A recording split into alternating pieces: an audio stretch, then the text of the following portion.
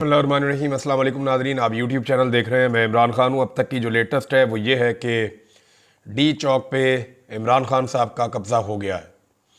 पाकिस्तान तहरीक इंसाफ के कारकुन, पाकिस्तान के मालिक, वो पहुँच गए हैं डी चौक पे और मुलाजमों ने बड़ी कोशिश की नाज़रीन रास्ते में रोकने की। मुलाजिम जो है उन्होंने 55,000 शेल अपने मालिकों के ऊपर चलाए। मुलाजमों ने जो है वो बहुत सारी रबड़ की गोलियां अपने मालिकों पे चलाई। मुलाजमों ने रास्ते में जो है वो बहुत सारे कंटेनर्स खड़े किए, बहुत सारा पैसा मालिकों के ख़िलाफ़ ही खर्च कर दिया, मालिकों के सामने खंदकें खोद दी। यानी ऐसे मुलाजिम कौन होंगे जो अपने मालिकों के साथ ऐसा सलूक करेंगे। लेकिन पिछले 3 दिन तक इस मुल्क के मुलाजिम अपने मालिकों के ऊपर हमलावर थे और जगह जगह अपने मालिकों को मार रहे थे, जगह जगह अपने मालिकों को गिरफ्तार कर रहे थे, सिर्फ इसलिए कि मालिक जो है वो ज़ाब्ता और वो असूल याद दिलवा रहे हैं जिनके तहत ये मालिक और मुलाजिम का एक कॉन्ट्रैक्ट हुआ है। यानी मालिक ये बता रहे हैं जनाब आपकी ये औकात और ये आपकी ड्यूटी है, ये आपने काम करना है, आपको जो है वो हुकूमत का ये काम है, उसके ये फंक्शन है, अदलिया का ये काम है, उसके ये फंक्शन है, आईने पाकिस्तान ये कहता है, ये वो कॉन्ट्रैक्ट है जिसके मुताबिक ये मुल्क चलेगा। आप उठा के बंदों को जेलों में नहीं डाल सकते, आप गैर कानूनी तौर पे लोगों को हिरासत में नहीं रख सकते, आप जबरी गुमशुदगियां नहीं कर सकते, आप मैंडेट चोरी नहीं कर सकते। तो इस मुल्क के मालिक निकले और वही असल मालिक है जो पाकिस्तान की आवाम है। जब वो निकले तो उनके ऊपर बदतरीन टॉर्चर किया गया। वो आग का दरिया अबूर करके आए, बहुत मुश्किल था, ये आसान नहीं था। स्पेशली जो बलूचिस्तान से आने वाले लोग हैं वो सबसे ज़्यादा शाबाश के मुस्तहिक हैं। वो बड़ी मुश्किल से पहुंचे, बड़ा लंबा फासला उन्होंने तय किया। वो पहले बलूचिस्तान में लड़ते हुए आए, फिर वो खैबर पख्तूनख्वा के काफिलों के साथ मिले और वो फ्रंट पे रहे। और खैबर पख्तूनख्वा के लोग तो आपको पता है उनकी कोई और एग्जाम्पल है ही नहीं। यानी पाकिस्तान में ऐसे लोग और किसी सूबे में नहीं है जितनी मुजामत वो कर सकते हैं। तो खैबर पख्तूनख्वा के अवाम और बलूचिस्तान के अवाम, इन्होंने बड़ी ज़बरदस्त एक लड़ाई लड़ी है अपने मुलाजमों के साथ और अपने मुलाजमों को शिकस्त दी है। पंजाब के 4 अजला अभी तक बहुत खुलकर सामने आए। नंबर 1 अटक, मियांवाली, रावलपिंडी और इस्लामाबाद को आप शामिल कर दें, लेकिन एक्चुअली वो पंजाब तो नहीं है, दारुल हुकूमत है। तो ये 4 जगह जो है यहाँ से बड़ा अच्छा पाकिस्तान तहरीक इंसाफ ने या यहाँ के शहरियों ने बड़ा ज़बरदस्त तरीके से मुजाबत की है। रावलपिंडी से बहुत बड़ी तादाद में लोग पहुंचे और वो नज़र आ रहे हैं डी चौक पे। अटक से जो लोग पहुंचे हैं वो नज़र आ रहे हैं डी चौक पे। इसके लिए जो बुखारी फैमिली है, जो बाकी लोग हैं, जितने MPAs हैं अटक के वो भी, और जो फैमिली है मेजर साहब की वो भी, यानी मेजर साहब की भी सियासत है और जो उनके साथ उनके MPAs हैं उनकी भी बड़ी तगड़ी सियासत है। तो अटक के जो सियासतदान है उन्होंने कामयाबी के साथ अपने लोगों को निकाला है। इसके बाद रावलपिंडी की जो रिस्पॉन्सिबिलिटी थी उन्होंने पूरी की है और ज़ोरदार तरीके से पूरी की है। और जो इस्लामाबाद के शहरियों ने कुर्बानी दी है और सामना किया है फस्तायत का, वो भी अपनी मिसाल आप है। तो इसमें आमिर मुगल साहब ने बड़े ज़बरदस्त तरीके से लोगों को वेलकम किया, उनके खाने पीने का इंतज़ाम किया। अब बड़े बड़े चैलेंजेस हैं। डी चौक पे तो पहुंच गए, डी चौक पे तो कब्जा हो गया। अब 3 दिन तक लगातार फस्तायत का मुकाबला करके ये लोग डी चौक पहुंचे हैं। पाकिस्तान तहरीक इंसाफ को 2.5 साल इतना मारा आवाम के मुलाजमों ने कि पाकिस्तान तहरीक इंसाफ मार खा खा के कुंदन बन गई है। ये वो पॉलिटिकल पार्टी नहीं है जिसको हम पहले जानते थे। ये मुख्तलिफ पॉलिटिकल पार्टी है, इसका शऊर बहुत ज़्यादा है, ये बहुत ज़्यादा मार खा सकते हैं। लेकिन इसके बावजूद इमरान खान साहब की तरबियत का असर यह है कि इनके हाथ जो भी बंदा लगता है सरकारी या कोई मुलाजिम इनके हाथ लगता है तो ये उसको रेस्क्यू करते हैं, उसको मारते नहीं है। ये बड़ा बुनियादी फ़र्क है।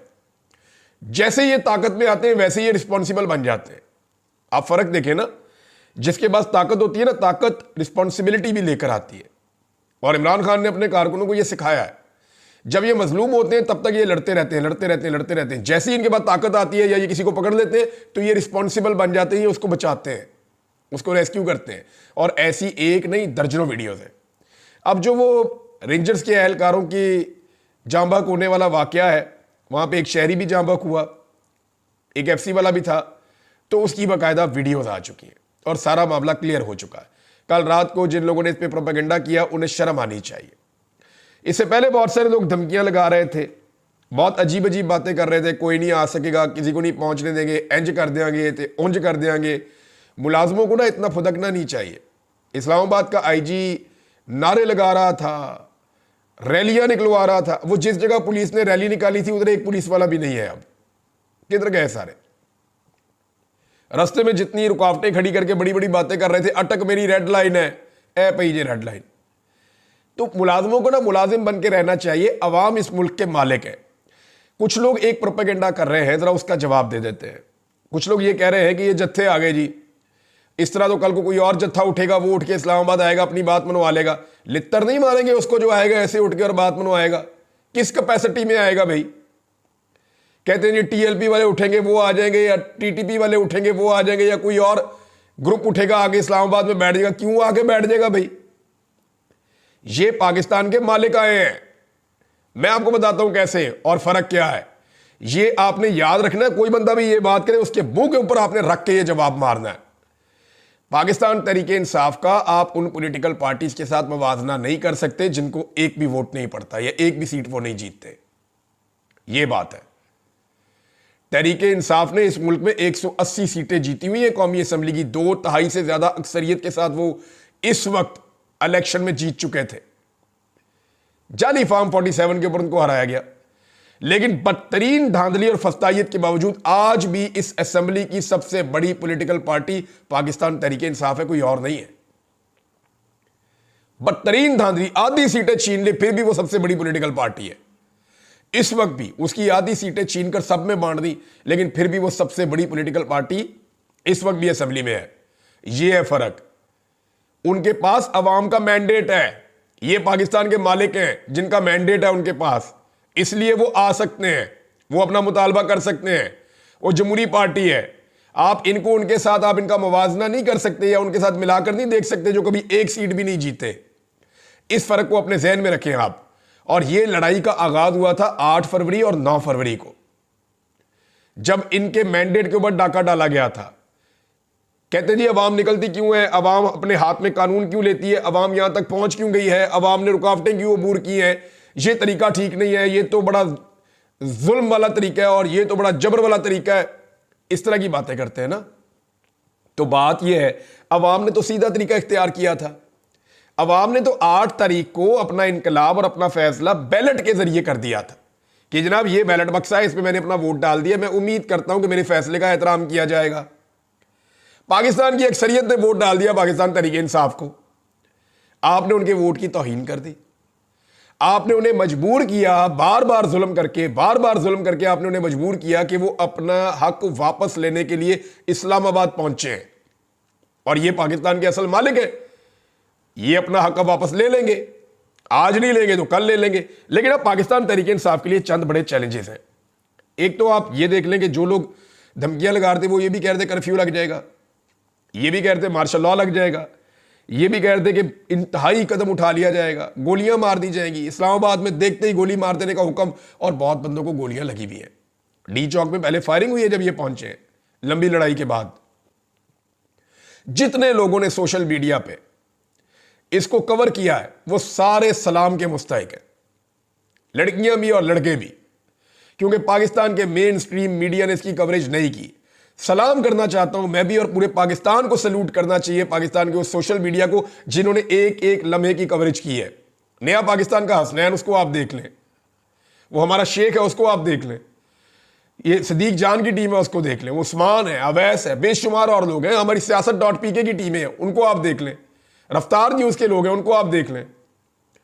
तो जिन लोगों ने ग्राउंड के ऊपर रियलिटीज दिखाई और जिन्होंने इलेक्ट्रॉनिक मीडिया की मुनाफकत के बावजूद, मुनाफकत ही कहूंगा मैं इसको, जिन्होंने हिम्मत नहीं हारी, तमाम तर जबर और फस्तायत का सामना करके उन्होंने हर चीज दिखाई, उनको सलाम करना चाहिए पाकिस्तान की कौम को। जान जोखन में डाल के उन्होंने ये काम किया है, इसके लिए उन्हें कोई पे नहीं कर रहा। तो नाज़रीन, एक तो ये है कि जो धमकियां थी वो धमकियां सारी हवा हो गई। मैंने आपको पिछले वीलॉग में कहा था कि ये फौज नहीं लड़ेगी अवाम से, फौज बहुत समझदार होती है। 71 में लड़ाई होगी थी ना फौज की अवाम से, तो क्या नतीजा निकला? फौज अवाम से नहीं लड़ेगी, सामने आके क्यों लड़ेगी जी अवाम के साथ वफाकी दारुल हुकूमत में? जैसी पब्लिक पहुंची है फौजियों ने ऐसे इशारा किया है, उनको हाथ हिलाए, ना सिर्फ हाथ हिलाए बल्कि उनको अनाउंस करके कहा कि आप पुरअमन रहे, फौज आपके साथ कुछ नहीं करेगी। और उधर जो है वो नाच नाच के घुंघरू तोड़ लिए थे कुछ दानश्वरों ने, कुछ सहाफ़ियों ने। शर्म भी आती है, उनका हम हिस्सा है। वो ये चाह रहे हैं बुग़्ज़ के अंदर भरे हुए कि मारो गोलियां। कई सहाफ़ी और कई सियासतदान इस वक्त इस गुस्से के अंदर हैं कि जनाब फौज गोलियां क्यों नहीं मार रही पब्लिक को। वो हर हाल में कोशिश कर रहे हैं कि अवाम को फौज के साथ लड़ाया जाए, लेकिन अवाम गई है जाके आराम से वो कंटेनर के ऊपर चढ़ना शुरू हो गए। जो नहीं चढ़ पा रहा था चंद को तो फौजियों ने पकड़ के ऊपर खींचा है। वो गए जाके उन्होंने फौजियों के साथ गले शले मिले, सेल्फियां बनाई हैं, उनके साथ फोटोएं बनाई है, पाकिस्तान के झंडे हाथ में पकड़े हुए थे, और वहां से फिर बड़े आराम से नीचे आए। कुछ उनके पास ही ऊपर बैठे हुए। तो फौज के साथ तो उनकी कोई लड़ाई नहीं है। इमरान खान ने एक दफा नहीं 10 दफा कहा कि मेरी फौज है, मालिक हूं मैं इसका, मेरी फौज है, मुल्क भी मेरा है, मैं फैसला करूंगा। मैं भी आपको यही कहता हूं, हर पाकिस्तानी का ये सोच होनी चाहिए कि इदारे मेरे हैं, मैं इनको ओन करता हूं। लेकिन कोई भी अपनी हद से बाहर ना निकले, सबको अपनी हद के अंदर रहना चाहिए। आइन ने सबकी हुदूद जो है वो मुतय्यन की हुई है। अब पाकिस्तान तहरीक इंसाफ के लिए चंद बड़े चैलेंजेस हैं, मैं आपके सामने रख देता हूं जल्दी से। नंबर 1 तो ये है कि जी फौज तो इस्तेमाल नहीं हो सकी, और ना मुझे लगता है इन्होंने इस्तेमाल होना है। लेकिन क्या पाकिस्तान तहरीक इंसाफ जहां पे आकर बैठ गई है यहां पे सस्टेन कर पाएगी? तो इसका जवाब है हुकूमत नहीं करने देगी। एक तो इमरान खान साहब की आज यानी उनका रिमांड दोबारा 6 दिन का दिया गया है। ये रिमांड अगर आज ना होता तो सिचुएशन कुछ और होती, लेकिन अभी कुछ कहा नहीं जा सकता, ये चैलेंज भी हो जाएगा जाके। लेकिन देखते हैं कि मामला जाता किस तरफ है। सबसे पहले तो आप ये देख लें कि पाकिस्तान तहरीक इंसाफ के जो लोग पहुंचे, गोलियां चलने के बावजूद भगदड़ नहीं मची, वो भागे नहीं। अभी मेरी चंद सहाफियों से बात हो रही थी, कहते हम हैरान हो रहे थे कि डी चौक में जब गोली चली है बहुत सारे लोग जख्मी होकर अस्पतालों में पहुंचे, और स्टेट फायरिंग की जो है वो तस्वीरें भी मौजूद हैं, वीडियो भी मौजूद हैं, लेकिन वहां से भागा कोई नहीं। एक गिरता था दूसरा उसकी जगह ले लेता था। तो ये एक इनकलाब टाइप की सिचुएशन है, इसको आप ये नहीं कह सकते। और ये इनकलाब नहीं तो और क्या है, लोग अपनी जान से खेल रहे हैं, आकर खड़े हो गए, ठीक है मारो गोली। और थोड़े बहुत भी नहीं है, पाकिस्तान की तारीख में कभी इस्लामाबाद में इतने लोग नहीं पहुंचे जितने अब पहुंच गए हैं, और ये सारा रिकॉर्ड के ऊपर है। और जो सुन रहे हैं सबको पता है कि मैं क्या कह रहा हूं, बहुत बड़ी तादाद में लोग हैं। अब मामला यह है कि हुकूमत इंतजार करेगी कि लोग कम हो या कमजोर पड़े तो इनके ऊपर फिर अटैक किया जाए। मुमकिन है आज रात को अटैक करें, मुमकिन है कल अटैक करें। हुकूमत अटैक कर सकती है, इनसे आप किसी बात की बात ना रखें। ये वही लोग हैं जिन्होंने सानिया मॉडल टाउन किया था, ये वही लोग हैं जिन्होंने 9 मई के बाद बेशुमार लोगों को उठा के, जो बेगुनाह थे, जिन्होंने कुछ किया भी नहीं था, उनको उठा के जेलों में डाल दिया था। ये वही लोग हैं जिन्होंने इमरान खान को गुज़िश्ता 1.25 साल से जेल में रखा हुआ बगैर जराइम के। ये वही लोग हैं जिन्होंने बेशुमार लोगों को जबरी तौर पे लापता कर दिया, और ये सारे इकट्ठे हैं, ये बीच में से मिले हुए हैं। अब पाकिस्तान तहरीक इंसाफ को अगर यहां पे सस्टेन करना है अपने मुतालबात मनवाने के लिए, तो उन्हें चंद चीजें करनी पड़ेंगी। नंबर 1, लोगों की तादाद को बरकरार रखना पड़ेगा, यहां लोग कम नहीं होने चाहिए। नंबर 2, मौसम के खिलाफ, यानी मौसम वहां पे अभी सर्दी हो रही है, और खुराक का इंतजाम करना पड़ेगा, लोगों के रहने का इंतजाम करना पड़ेगा। ये जितने कंटेनर्स वहां पे मौजूद हैं इनको कोई लेकर ना जाए, इन कंटेनर्स के अंदर अपने बिस्तरे लगाएं और आराम से रेस्ट करें। जितने हुकूमत ने वहां पे हज़ारों कंटेनर पहुंचा दिए हैं इस्लामाबाद में, ये सारे रिहाइश का काम दे सकते हैं, और बहुत सारे लोग वहां पे इनको इस्तेमाल कर रहे हैं। तीसरा जनाब, पंजाब से तहरीक इंसाफ को हर हाल में अब निकलना पड़ेगा। पंजाब की क़यादत ने मुकम्मल तौर पर मायूस किया है, टके का काम नहीं किया इन्होंने। देखिए वहाँ फसाइयत बहुत ज़्यादा है, जुल्म और जबर बहुत ज़्यादा है, रुकावटें बहुत ज़्यादा हैं, लेकिन क़यादत कम से कम गिरफ्तार तो हो जाती ना। क़यादत गिरफ्तार भी नहीं हुई जिनकी रिहाई का मुतालबा किया जाए। तो पंजाब को अब अपने बंदे निकालने पड़ेंगे, अपने लोगों को मुतहरिक करना पड़ेगा। हर MPA, हर MNA को अपना टारगेट अचीव करते हुए लगातार इस्लामाबाद की तरफ आना पड़ेगा। अगर 10,000 नहीं तो 5,000 बंदा तो फी बंदा लेकर आए। और ये लोग आना चाहते हैं, सिर्फ उनको फैसिलिटेट किया जाए और उनको लीड किया जाए और पंजाब से यहाँ पे पहुँचाया जाए। तो पंजाब का जागना और उनका यहाँ पे पहुँचना ये बहुत ज़रूरी है। देखिए जो इजला पंजाब के निकले हैं, जो लोग आए हैं, वो तो मैं पहले बता चुका हूँ। 12 से 13 बड़े काफिले पंजाब से आए हैं, और वो इंडिविजुअल्स की अपनी अपनी एफर्ट है जो लोग लेकर आ गए। जैसे सरताज गुल वजीर हैं, जैसे मेहर अब्दुल सत्तार हैं, जैसे शौकत बसरा हैं, जैसे शबीर कुरैशी हैं, जैसे शेख वकास अगर उनके भाई हैं वो लेकर आए काफिला, जैसे और हामिद रज़ा कादमी साहब हैं, उन्होंने बड़ी एफर्ट की है। इसी तरह आलिया हमजा हैं, वो जैसे पहुंची हैं वो सब जानते हैं। तो जो लोग पहुंचे, और बहुत सारे लोग हैं, सबके नाम मैं नहीं ले सकता, लेकिन जो लोग पंजाब से आए और वो पहुंचे, उनकी अपनी एफर्ट है। तो बाकी लोग जो रह गए हैं ना, खास तौर पे जो पंजाब की क़यादत है, ये लोग अब अपने कारकुनों को हर हाल में इस्लामाबाद पहुंचाएं। दूसरा कोई रास्ता बाकी नहीं है। तहरीक इंसाफ पंजाब को पहुंचना पड़ेगा और मदद करनी पड़ेगी खैबर पख्तूनख्वा से आए हुए लोगों की। नंबर 4, तहरीक को जारी रखने के लिए इन्हें पूरा एक माहौल बनाना पड़ेगा, अपनी तंजीमें बनानी पड़ेंगी कि ये लोग जो है ये सिक्योरिटी का निज़ाम संभालेंगे, ये लोग जो है ये खुराक का निज़ाम संभालेंगे, ये लोग जो है अगर कोई बीमार है तो उसको देखेंगे। बहुत सारी चीज़ें इन्हें करनी पड़ेंगी लोगों के क़याम ताम के लिए। फिर अपना खुद का एक सिक्योरिटी का इनको सिस्टम भी बनाना पड़ेगा ताकि कोई खुदा न खास्ता ऐसा वाक़या ना हो जो नहीं होना चाहिए, तो उससे भी निपटना पड़ेगा। अगर ये यहाँ पे कमज़ोर पड़े तो हुकूमत इनको यहाँ से हटाने की पूरी कोशिश करेगी और किसी भी रात को दोबारा ऑपरेशन कर सकती है। इस हुकूमत का ये रिकॉर्ड है, ये पहले ऐसा कर चुके हैं, ये दोबारा भी ऐसा कर सकते हैं, इससे कोई बईद नहीं है। देखिए, अब इमरान खान साहब के 3 मुतालबात हैं।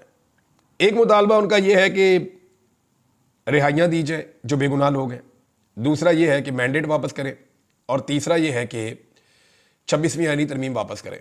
दूसरे दोनों मुतालबात तो फौरी तौर पे ना हुकूमत मानेगी और ना फौरी तौर पे हो सकते हैं। पहले मुतालबे पे अमल दरामद हो सकता है कि रिहाइयाँ हो जाए। पाकिस्तान तहरीक इंसाफ के 90% मसाइल इमरान खान साहब के साथ जुड़े हुए हैं और पाकिस्तान के भी 90% मसाइल इमरान खान साहब के साथ जुड़े हुए हैं। अगर वो आज़ाद हो जाती हैं और चीज़ें ठीक हो जाती हैं तो मुल्क ट्रैक पे चढ़ जाएगा। इमरान खान साहब बाहर आ जाएंगे तो बाकी चीज़ें हासिल कर लेंगे। पाकिस्तान ऐसा लगता है कि एक नए इंतखाबात की तरफ जाएगा और जल्द पाकिस्तान में नए इंतखाबात करवाने पड़ेंगे, इसके अलावा रास्ता कोई नहीं है।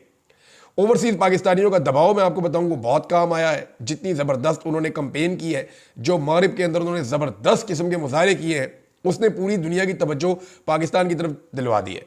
दुनिया की तवज्जो अगर पाकिस्तान के ऊपर 10% थी तो वो 50, 60, 70% तक पहुँच गई जब ओवरसीज़ पाकिस्तानियों ने उन्हें झंझोड़ा, उन्हें हिलाया और उन्हें बताया कि देखो हम आपके मुल्कों में इतने बड़े बड़े एहतजाज कर रहे हैं, हमारे मुल्क में ऐसा कुछ हो रहा है जिसके ऊपर आप सबको तवज्जो देनी चाहिए। तो सबके सब देख रहे थे।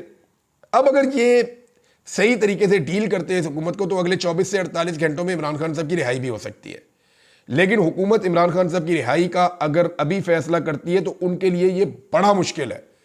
मुश्किल इसलिए कि इमरान खान अवामी ताकत से रिहा हो रहे हैं और इमरान खान बेगुनाह कैद थे। फिर इमरान खान साहब का बयानिया जो है ना, उसका तोती बोलेगा इस मुल्क में, फिर कोई ना इलेक्शन जीत सकेगा और फैसला भी इमरान खान साहब करेंगे। हुकूमत को ये रिस्क लेना पड़ेगा, इमरान खान को छोड़ना पड़ेगा, आज नहीं तो कल। और पाकिस्तान तहरीक इंसाफ को अपनी इस पोजीशन को सस्टेन करना पड़ेगा। यहां डी चौक में बैठना पड़ेगा बहुत बड़ी तादाद में। अब जो है वो एक आसाब की जंग शुरू है। जो पहले आंखें झपकेगा वो फारिग हो जाएगा। अभी जब मैं ये वीडियो रिकॉर्ड कर रहा हूं, अभी भी इतलात आ रही हैं कि इस्लामाबाद में इक्का दुक्का फायरिंग के वाकयात हो रहे हैं और वो जब कारकुन जाते हैं पुलिस के पीछे तो फिर पुलिस आगे से रबड़ की गोलियां और दूसरी गोलियां भी चला देती है और लोग जख्मी होकर अस्पताल भी पहुंचे हैं। एस्टेब्लिशमेंट को एक बात समझनी पड़ेगी कि नून लीग के पास बहुत सारे गुल्लू बट हैं। यहाँ पे जो भी हुआ वो एस्टेब्लिशमेंट के गले पड़ेगा बाद में, क्योंकि आलमी सतह के ऊपर जो नज़ला है इंटरनेशनली वो पाकिस्तान की एस्टेब्लिशमेंट पे गिरेगा, क्योंकि इस हुकूमत को कोई नहीं जानता और ना इस हुकूमत की कोई क्रेडिबिलिटी है।